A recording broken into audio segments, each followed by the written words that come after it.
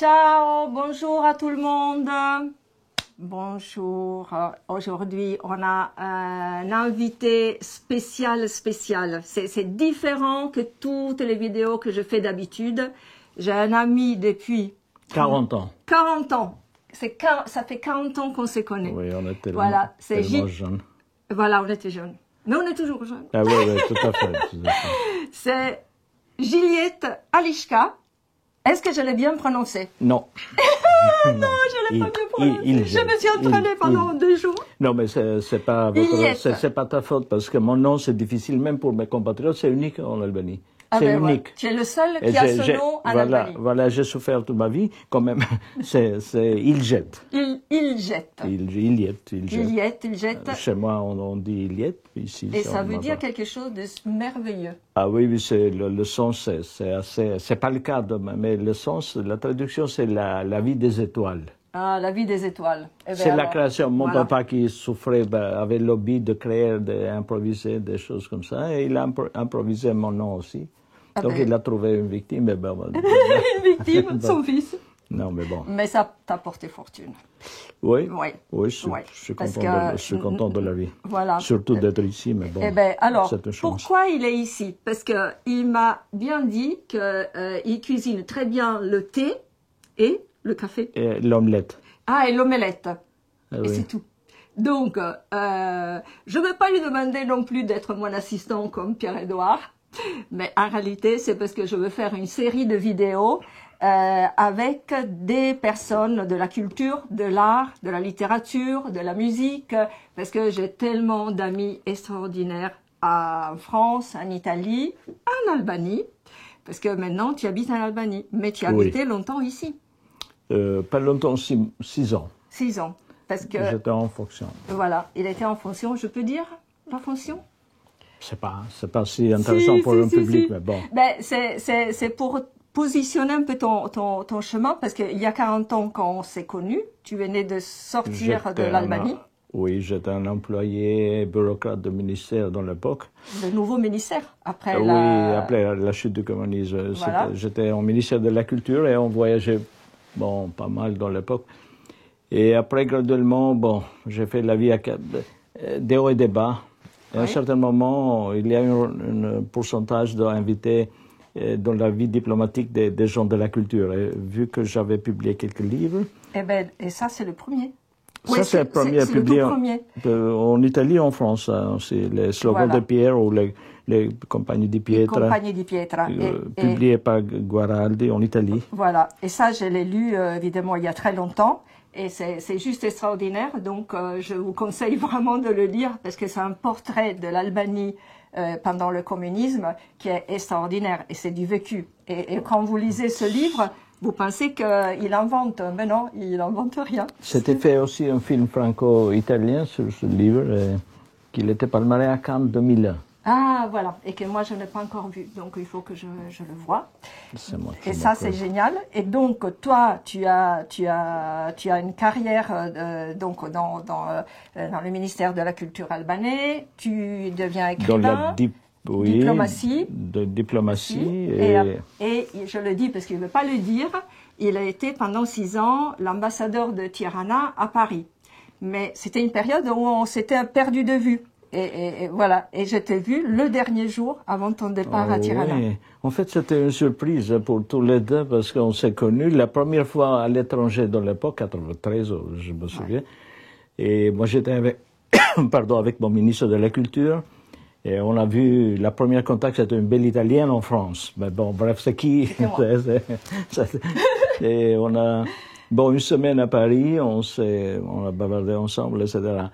Et après 40 ans, le dernier jour de ma fonction en tant qu'ambassadeur, parce que je ne suis pas diplomate de carrière en fait, parce qu'on m'a invité des cercles culturels, une fois fini 2 mandats, et le dernier jour de mon mandat, on s'est vu, mais c'était un bon signe de ma mémoire. Hein. Oui, parce que dès qu'il m'a vu, il m'a dit Marina. C'est pas ma mérite, peut-être, c'est la mérite de moi. C'est sûr, c'est bon, voilà, je l'ai vraiment... J'imagine pas des gens qui ne te souviennent pas de ton nom. En réalité, la vraie raison pour laquelle il se rappelle de moi, c'est parce que pour l'Albanie, je fais la plus belle mission qui est dans le cadre de Patrimoine sans frontières. Le cadre de l'association française Patrimoine sans frontières, c'est le fonds, la collection photographique des Maroubi. Ouais, et on m'avait donné cette mission parce que c'est 3 générations de photographes. C'est une collection extraordinaire qui était à Shkodra. Je dis bien Shkodra. Bien.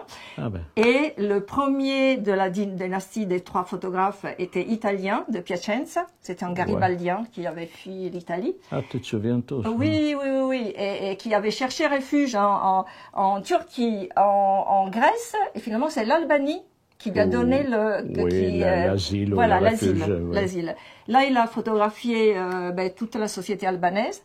Oui. Et voilà, et après, les 2 générations d'après, c'était ses élèves qui ont pris le nom de Maroubi en honneur de son... Ils ont hérité. Voilà.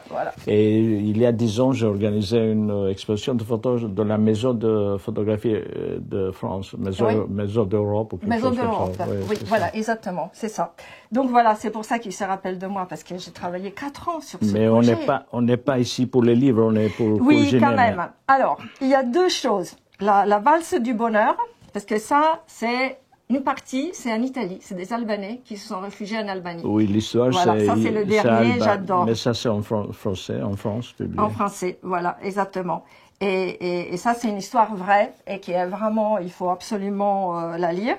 Parce que ils se sont réfugiés à Tirana, dans l'ambassade d'Italie, à Tirana.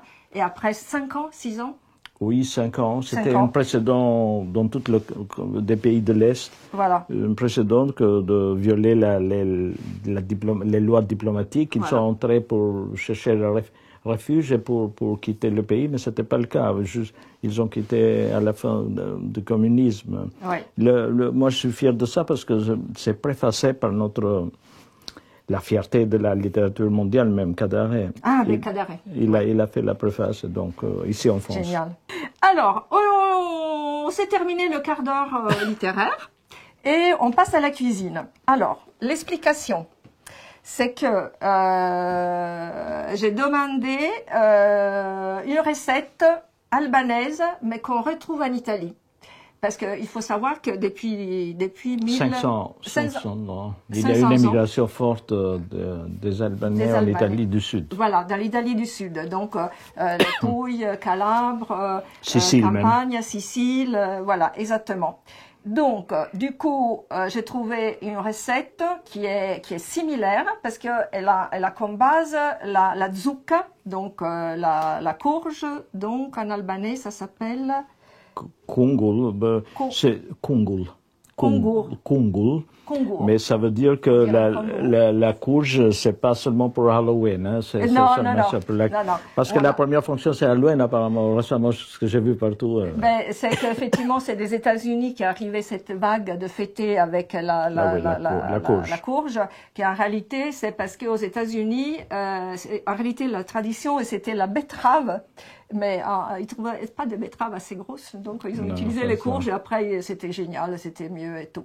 Donc les 2 tartes salées sont farcies à la courge, mais d'une façon différente. Et donc comme effectivement le chef me laisse la place, donc je vais expliquer. Donc celle albanaise. Mais je ne sais pas si j'ai vraiment cuisiné bien albanais. Donc les Albanais, Albanaises qui nous regardent, il faudra qu'ils envoient des messages. Rappelez-vous de vous inscrire à la chaîne YouTube, de mettre les likes, de mettre vos commentaires. Et je répondrai à vos questions et commentaires.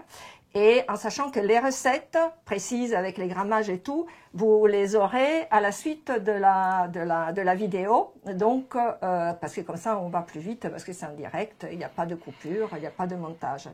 Alors, pour la recette albanaise, il faut la pâte Fio, P-H-Y-L-L-O, ou en italien F-I-2-L-O. Et comme je ne l'ai pas trouvé, donc je l'ai remplacé par les feuilles de briques. qui est similaire. C'est pas tout à fait la même chose, mais ça donne le même aspect, voilà, parce que c'est des feuilles hyper fines, voilà. D'ailleurs, filio, ça veut dire feuille en grec, je crois. L'autre est faite une recette des pouilles que j'ai trouvée aux pouilles et où la pâte est la pâte brisée. Donc c'est pour ça qu'elle est plus épaisse. Mais on peut les faire aussi avec la pâte feuilletée. Si vous n'aimez pas l'épaisseur, vous prenez une pâte feuilletée. Voilà, c'est une possibilité. Et comme là, la pâte elle est plus épaisse, la farce est aussi plus conséquente parce que autant dans celle albanaise, il y a seulement la courge, et les œufs et le fromage. Là, ils ont rajouté aussi de la viande, donc elle est beaucoup plus lourde. Voilà. Donc c'est comme ça, parce qu'après, on les goûte ensemble. Oui, voilà. Mais je vais intervenir un peu. Il y a pas mal de plats qui sont similaires de l'Albanie et de l'Italie du Sud et de la Grèce. Oui, c'est ça. Donc il y a une similarité. La différence est seulement un ingrédient. Oui, voilà, exact. Un ou deux ingrédients, mais la base, c'est exact. Et si je ne me trompe pas, dans mes petites recherches, le riz et les pâtes, c'est les Italiens qui les ont amenés, mais dans les siècles derniers, oui. Voilà. Et donc, on sait, je m'intéresse beaucoup à comment une recette voyage, voilà, en Europe ou ailleurs. Et donc là, c'est deux pays qui sont vraiment proches, qu'on a eu tellement d'échanges, tellement. C'est exactement ça que la cuisine fait partie dans les pistes privilégiées d'influence aussi culturelle, anthropologique, etc. Voilà. C'est pas seulement la musique, l'art, la politique, mais c'est la cuisine. Et l'influence de la cuisine italienne est très forte en Albanie. Génial. Voilà. Alors, là, je vais cuisiner la tarte salée albanaise. Et en même temps que je cuisine, tu m'as dit des choses sur ce livre qui est un livre de cuisine albanaise et qui est sorti en France et qui est Rina Sela Grasset. C'est une albanaise. Voilà. Et je te laisse, voilà, et moi je me mets au fourneau. Au fourneau, pour dire. Parce que tu m'as dit que cette tarte, elle a été faite par la recette que tu m'as envoyée. C'est une chef albanaise, voilà. Cuisinier, parce que évidemment c'est pas moi l'auteur de la formule, mais vu que tu m'as envoyé, moi j'étais senti mal à l'aise et immédiatement j'ai fait un appel et j'ai dit dites-moi une formule légère et elle m'a envoyé ça. Quelque chose que je sois capable à faire. Non, mais bon, j'ai lu 3 fois, 4 fois parce que j'ai oublié les ingrédients en fait. Et surtout le minutage, combien de minutes va chauffer, réchauffer, etc. Maintenant, je le sais. Alors, il y a une chose rigolote parce qu'il m'envoie la recette en italien. En français. Mais c'était que les ingrédients. Je lui ai dit oui, mais comment on fait? Donc, il m'envoie la recette, la préparation en anglais. Je mets le traducteur anglais et il me sort que dedans, il faut mettre des nouilles. Alors, j'appelle un ami, je lui dis, mais attends, regarde cette explication en anglais, parce que les nouilles, je vois pas qu'est-ce qu'ils font les nouilles là-dedans. Et en réalité, c'était la pâte fio qui s'était transformée en spaghetti et qui s'était retransformée en nouilles. Ah oui, c'est le Google qui traduit oui, voilà. Et donc, j'ai dit, bon, ok, on va pas. Alors, donc là, je coupe que ça, parce qu'en réalité, il faut 500 grammes de... 500 grammes, voilà, de courges variées, etc. Courges d'hiver, on dit courges d'hiver. Courges d'hiver, voilà, exactement. Zucco d'hiver, non? Alors, comme on va pas passer trop de temps, il faut attendre pour la cuisson. Donc, ce que j'ai fait, j'ai déjà cuisiné les courges. De toute façon, vous voyez, soit vous les râpez, soit vous coupez des petits dés. Rémi, ça va? Tu le vois, non? Les dés. Tu le vois? Ah oui, il me fait yes, comme d'habitude. Ok, donc, et alors, je les mets, mais en réalité, ils vont pas cuire parce qu'il faut quand même 20 minutes, une demi-heure. Donc, on met de l'huile dans une poêle et on met votre 500 grammes de petits dés de courge d'hiver. Voilà. Alors, là, on fait rien. On l'abandonne. Parce que j'ai déjà celui préparé. Alors, j'imagine que tu vois. Et on voit que j'ai cramé. Parce que comme je discutais tellement. Donc, du coup, vous voyez qu'il y a des morceaux noirs. J'ai essayé de tous les enlever, mais j'ai pas réussi. Alors, sachez qu'il ne faut pas des morceaux noirs, hein. Il faut pas les cramer, il faut les cuire. Après, vous avez deux possibilités. Soit vous les écrasez avec une fourchette, voilà. Soit vous les faites cuire vraiment beaucoup, ou soit vous gardez une partie entière, une partie écrasée. Ça, c'est une question de goût. Mais les Albanaises et les Albanais qui vont écouter, je les invite vraiment à me dire si ce que je dis c'est bien ou pas. Je garantis ça. Tu garantis oui. que c'est ça? Ah oui, c'est Ok, très bien. Alors, vous attendez aussi que ça soit froid. Quand vous la sortez, vous la laissez refroidir. Voilà, donc disons que c'est ça. Bon, il y a vraiment de gros morceaux noirs. Hein. Voilà. Et donc, on prend un bol. Faisons semblant que tout est bien écrasé. Hop. Et on met dans le bol. Parce que comme on va mettre les œufs, eh ben, il ne faut pas que ça cuise l'œuf avant que ça soit tourné. Alors, ça, on le met là. Je sors, mais je reviens. Hein. Les œufs. Donc, si j'ai bien compris la recette, il faut frapper 2 œufs. 2 œufs, mais que le jaune, non? Une jaune, c'est à part, j'ai l'impression. Ouais. Une est seulement le jaune. C'est pour seulement la fin. Le jaune, bon, c'est pour la fin. Trop tard. Voilà. Voilà. Je suis devenu un expert. Donc, bon, là, c'est pas bien ce que je fais. Parce que du coup, le jaune, il est gâché. Parce que jamais utilisé s'il touche l'extérieur de l'œuf. Hein. Ça, je l'avais déjà expliqué, mais je préfère le dire. Donc, après, le parmesan. Ouais. Non? Je me souviens de noix de noisette. Ah, noix de muscade. Noix de muscade. Yes. Alors, noix de muscade, comme ça marche? Pas trop, parce que... Oui, parce que c'est...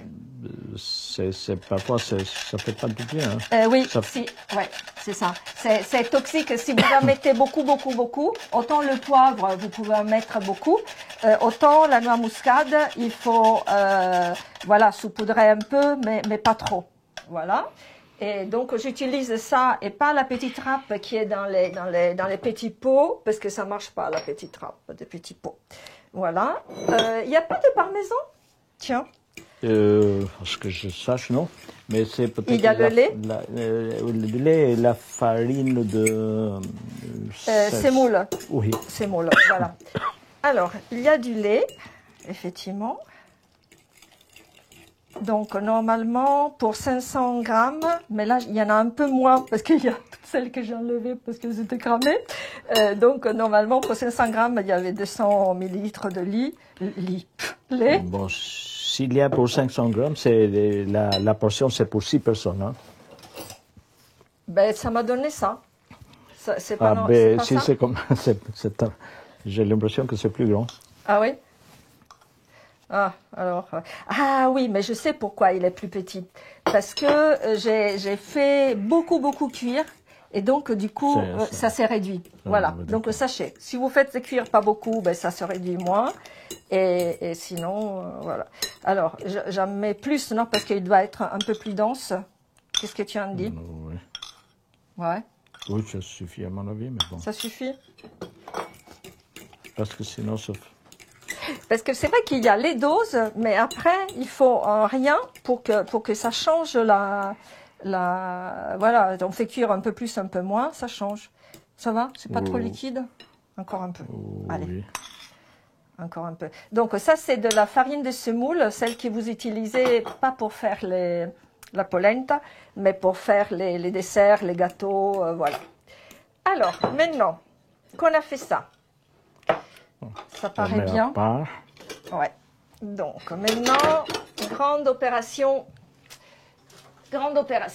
Donc, là-dedans, j'ai mis du papier mouillé, papier four. Voilà, on peut mettre directement la pâte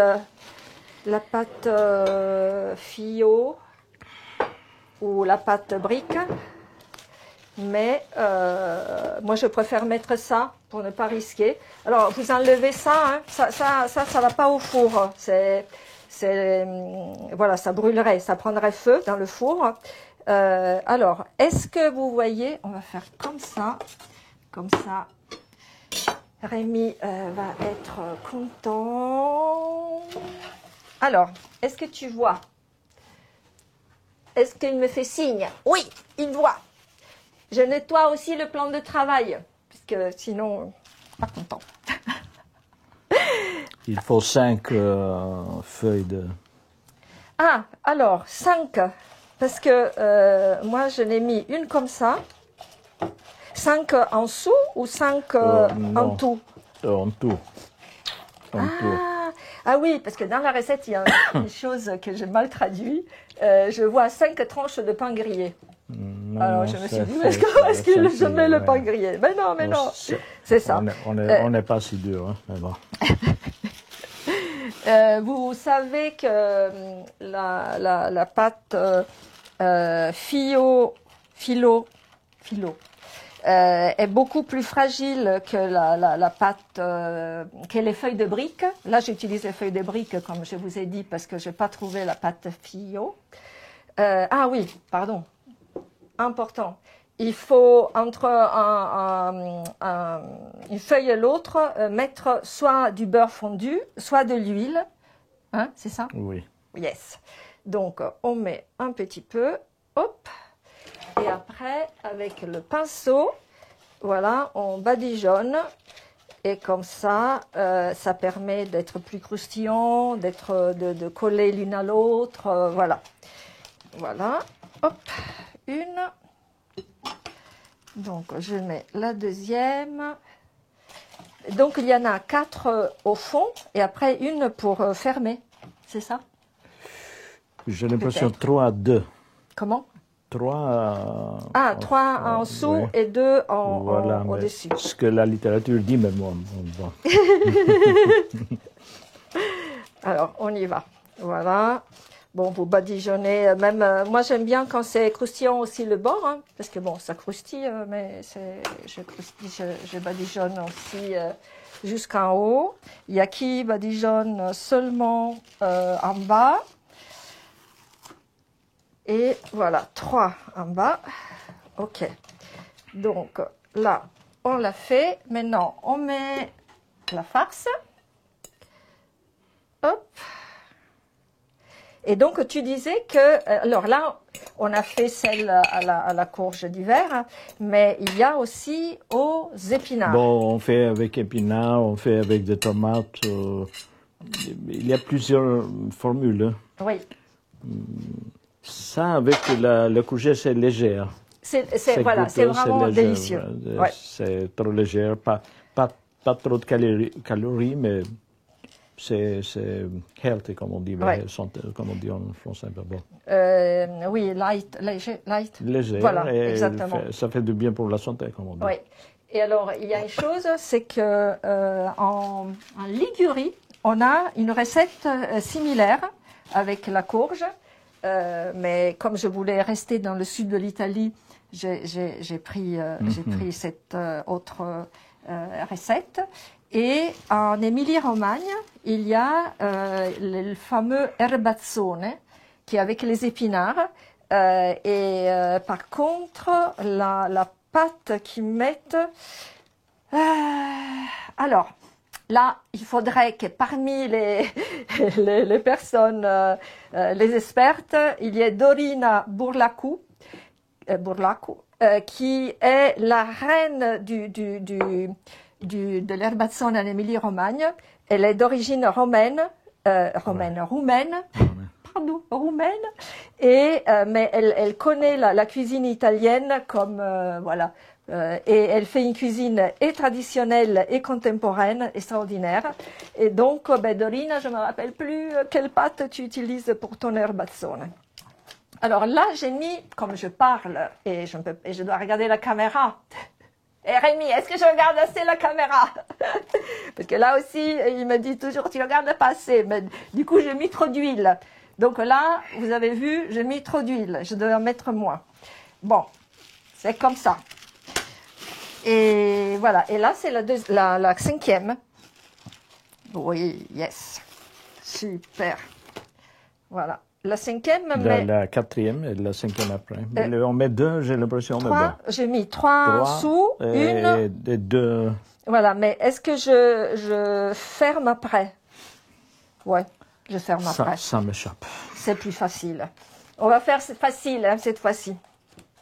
Cette fois-ci, voilà. Donc là, je vais... Hop, hop, hop, hop, hop, hop, hop, hop. Après...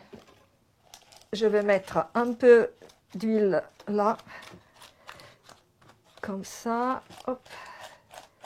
Et après, je vais retourner toutes les feuilles. Qui sait, j'avais mis bien l'huile jusqu'en haut, elle collerait un peu plus. Voilà, je les plie. Alors, si jamais votre pâte brique au filo, elle est un peu trop dure, sèche. Vous allez la mettre sous un torchon propre, pas lavé avec du détersif, avec de l'odeur, hein, du parfum. Et vous le mettez par-dessus. L'humidité va la rendre plus moelleuse. Et donc, elle va pas s'effriter et se casser quand vous la manipulez. Et voilà. Par contre, pas trop, parce que sinon elle ramollit tellement qu'elle vous reste entre les doigts. Mais pour rendre plus molle, après on va des œufs et du beurre fondu pour la... C'est ça, exactement. Bravo. Oh là là, heureusement qu'il est là, hein, parce que j'avais déjà oublié. J'ai des œufs. Sinon, ça serait une faillite totale, mais bon, moi, je suis ici. Voilà. Alors, je mets un œuf entier ou juste le rouge, je ne me rappelle plus. Le rouge, en fait, du beurre. Mais d'abord, il faut le mettre au fourne, hein, au fourne, qu'elle soit plus crue. Ah, on ne le met pas maintenant, le lait avec les œufs? Après on fait donc on laisse 20 minutes qu'elle soit plus croustillant. D'accord. On le met après le beurre et l'œuf. Oui. Et on le refourne de nouveau. D'accord. Alors du coup là, je peux la mettre au four. Voilà. Comme ça. Ok. Bon, ce que disait la littérature, c'est pas ma responsabilité. Ce que dit la littérature, c'est loin. Attention. Hein. Bon, il faut toujours douter. Mais super. Alors jusque-là, c'est parfait. Donc je vais le mettre au four. Alors on va pas rester 20 minutes ensemble, même si on a plein de choses à se dire. Donc du coup, vous savez que vous la sortez du four. On ne rend plus molle avec le rouge le jaune de deux et un peu du lait et du beurre fondu. Il faut le beurre fondu avec aussi. Oui. Oui. Voilà. Et après, on le coupe. Combien de personnes? 4 ou 5 ou 3. Et après, on le fourne de nouveau. Voilà. Dans ce cas-là, pas 20 minutes, mais 15 minutes. 15 minutes. Et après, on le mange. Voilà, parce qu'il devient tout orangé doré, comme exact. Tu m'as envoyé. Voilà. Tu m'as envoyé une super photo, voilà. Ok. Eh ben, alors, donc, là, maintenant, on la met au four, mais on se la mangera ce soir, ensemble, avec Rémi et Pierre-Édouard qui sont là en train de travailler dans les coulisses. Et nous, qu'est-ce qu'on fait? On se goûte. Alors, je vais nettoyer parce que voilà, il faut pas laisser le plateau comme ça. Hop. Voilà. Et là, on va se goûter les 2 tartes. Et cette formule, Marina, on fait avec des herbes de montagne ou n'importe quelle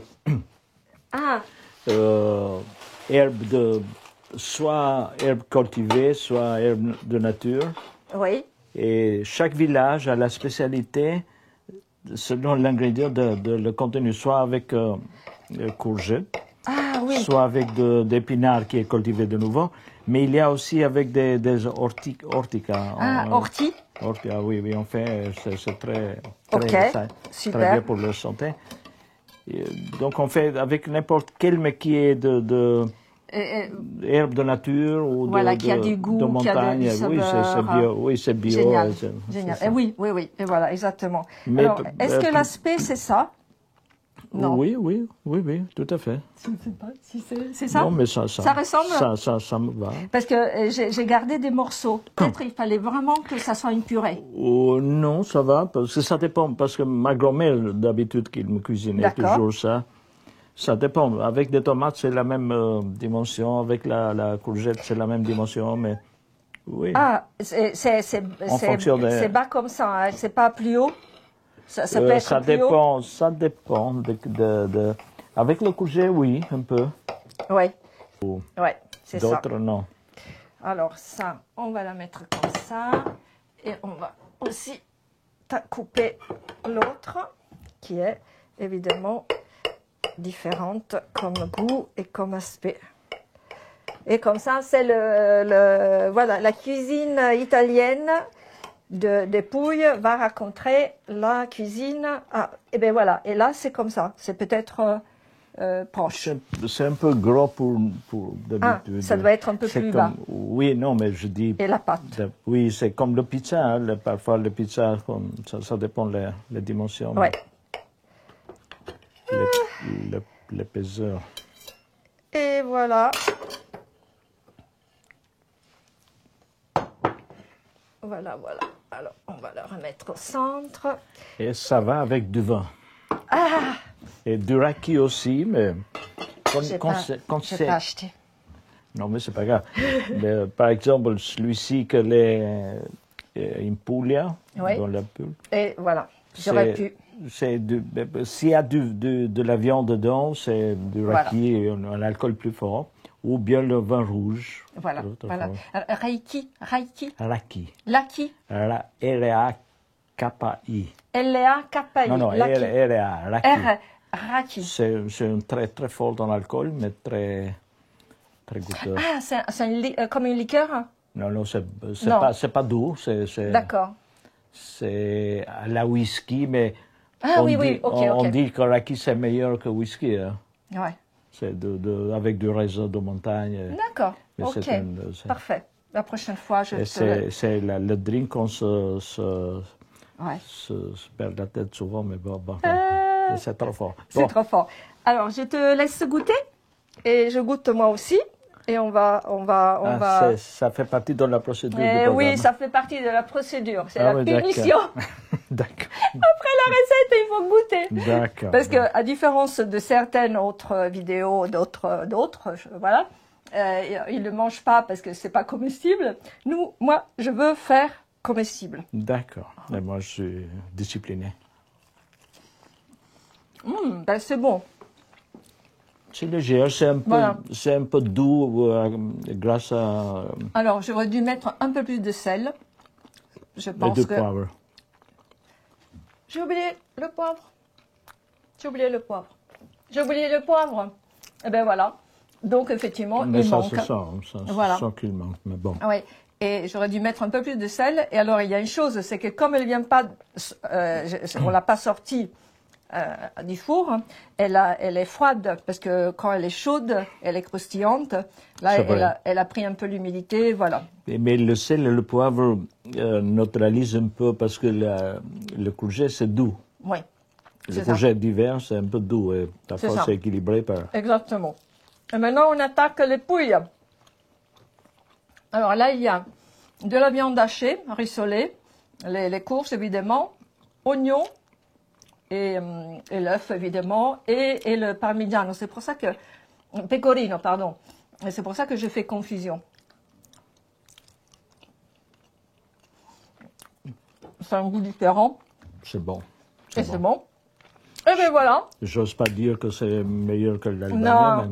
Ah, ben alors, il y a l'ADN des chefs. Évidemment, quand je me suis retrouvée sur la recette des pouilles, même si je suis du Piémont, j'ai retrouvé mes repères. Tu vois, je me sentais tranquille.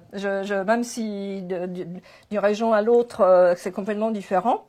Et là, je pense qu'il y a un ADN national, voilà, qui fait que on se rattrape si on se trompe ou si on ne sait pas.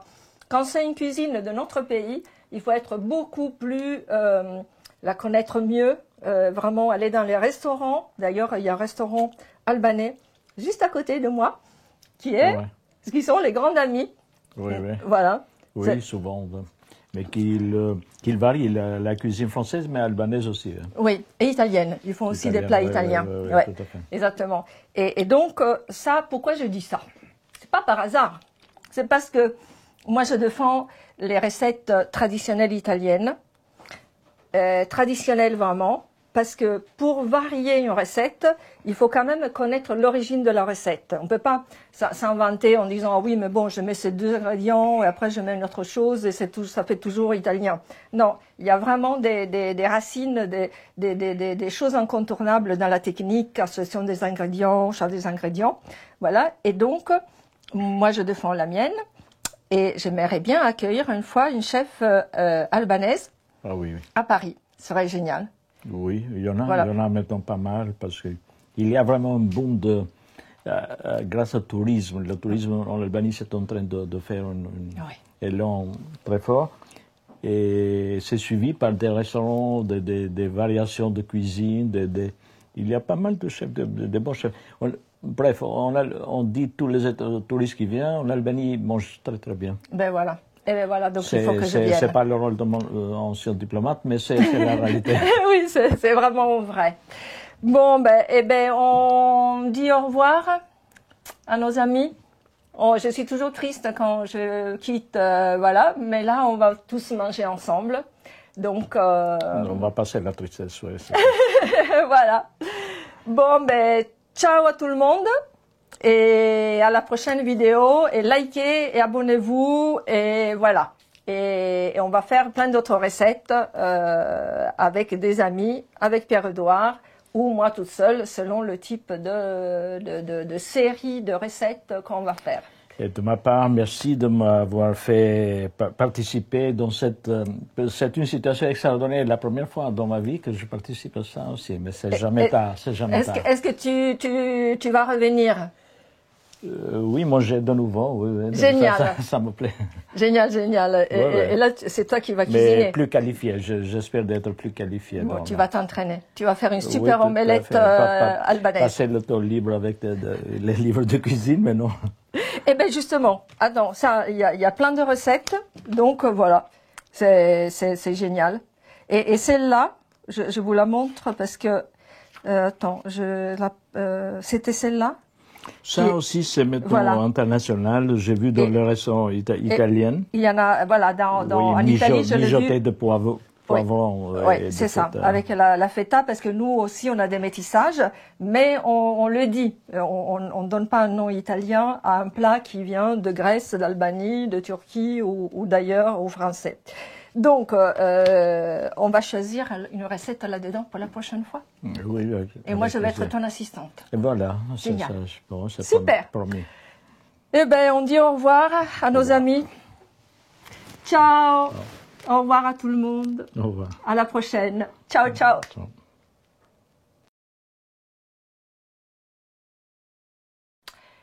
Ciao, buongiorno a tutte et à tutti, bonjour à tout le monde. Voilà, ben on est à nouveau dans ma cuisine, donc la cuisine de Marina Miroglio.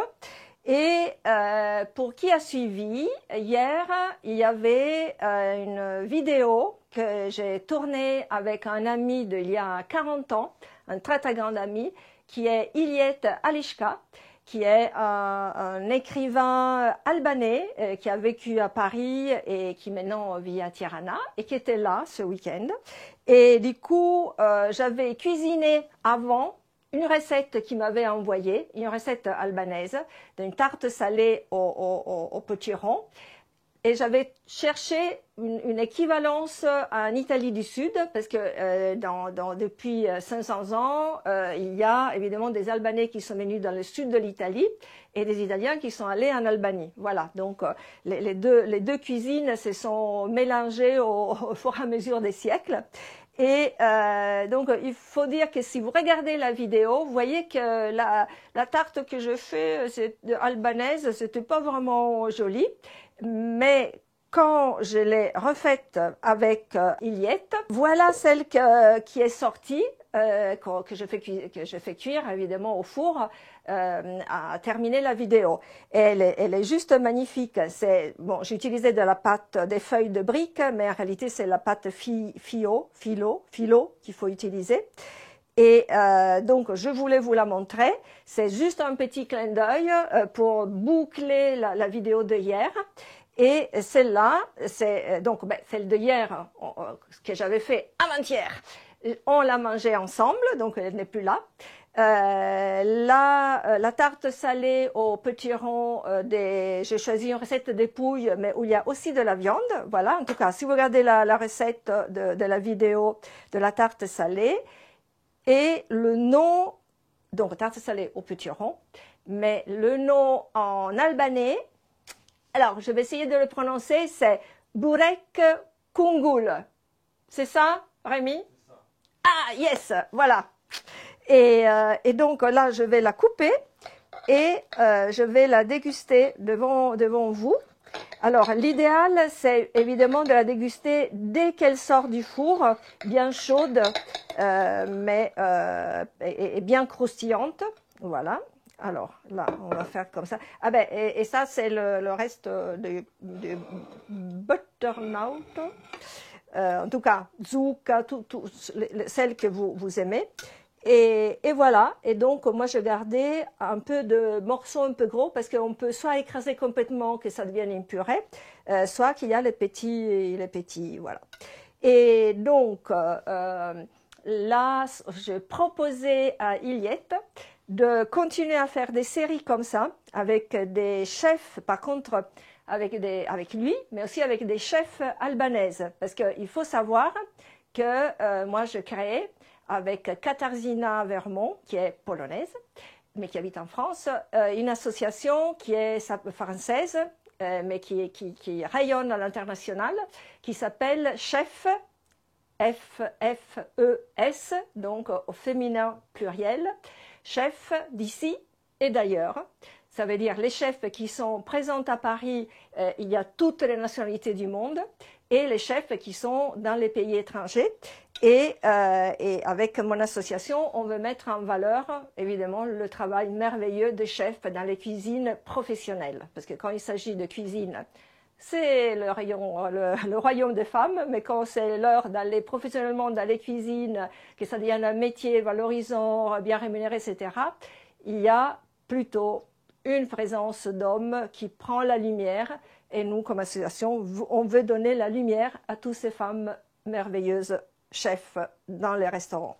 Et là, je vais régoûter une tranche de sel des pouilles, donc qui est faite avec la pâte brisée, parce que la farce est beaucoup plus forte, beaucoup plus concentrée.